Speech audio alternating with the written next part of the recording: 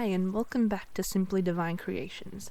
I finally gotten myself a mic so I can do some voiceovers for you. Today I'm going to be going through 5 simple monthly layouts for your bullet journal.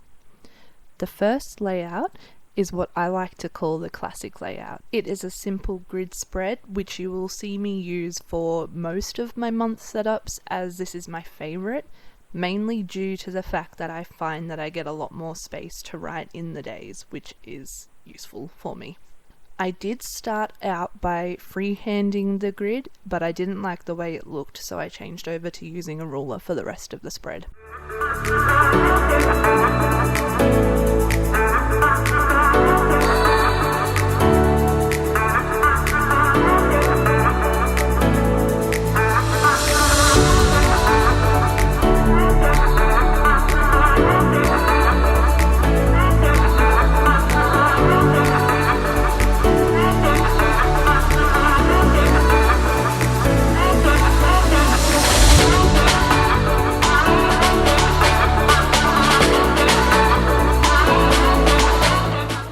The next spread is very similar to the first spread, except I spread out the boxes so they're all individual, and I tend to refer to this as a floating monthly spread just because it looks like the boxes are floating.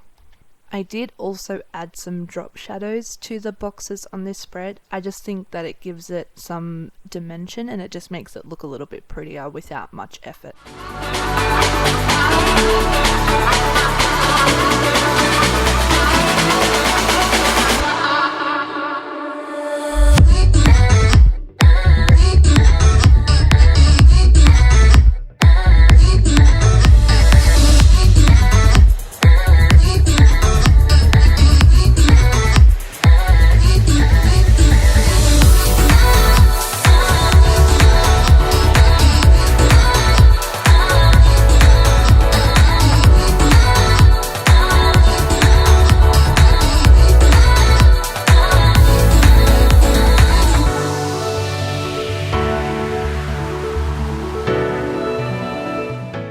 The next spread is a log type layout that will only take up one page, which is good if you're trying to conserve your pages.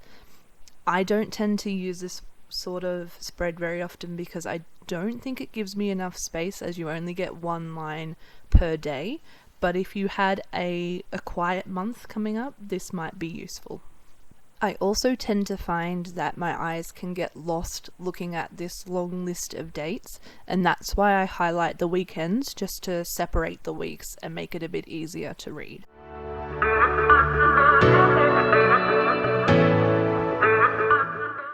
The next spread also only uses one page, so it's also good for conserving pages. The difference is this one is a grid layout similar to the first and second spreads that I showed you, but it's much smaller, so I've condensed it down to fit on only one page, so again would also be useful if you didn't have too much on to write in those boxes, but if you had a really busy month it may not work out. To add a little bit of colour to this layout, I coloured little circles in at the top of each box, and that will be where I'll write in the numbers for the date, just to make it look a bit prettier.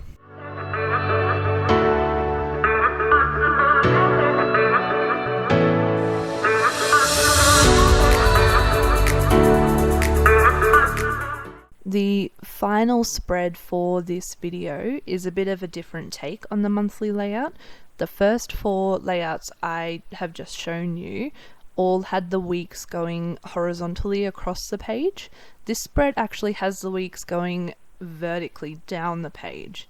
I've actually never used a calendar layout like this in my bullet journal in the past 2 years that I've been bullet journaling, but I think that it actually looks really cool, so I may actually have to incorporate this sometime soon.